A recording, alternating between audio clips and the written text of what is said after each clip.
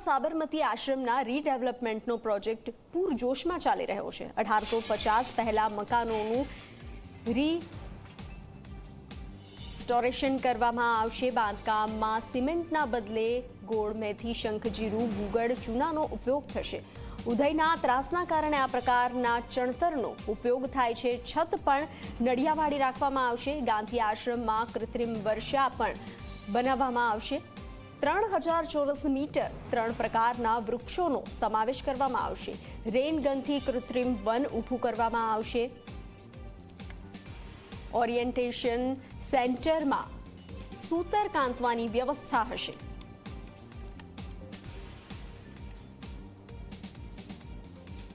વર્ષો સુધી એ મકાનોને કંઈ નુકસાન ના થાય એ રીતે કામગીરી ચાલી રહી છે અને કલમખુશમાં સરદાર વલ્લભભાઈ પટેલ બેસતા હતા ત્યાં સરદાર કુટીર બનાવવાનું પણ કામગીરી ચાલી રહી છે અને બાજુમાં ગૌશાળા હતું ત્યાં અલગ અલગ પ્રકારના વૃક્ષો પણ લાવવામાં આવ્યા છે એ પણ વાવવામાં આવ્યા છે અને સામેના ભાગમાં 2-3 સંગ્રહાલય પણ અલગ અલગ બનશે એટલે આવનારા સમયમાં દેશ વિદેશના જે પર્યટકો આવે છે સાબરમતી આશ્રમમાં જે અડધો કલાકમાં સાબરમતી આશ્રમ દેખીને જતા રહી છે એ આખો દિવસ પસાર કરે એવી PM સાહેબની ઈચ્છા છે। એટલા માટે કામગીરી ચાલી રહી છે।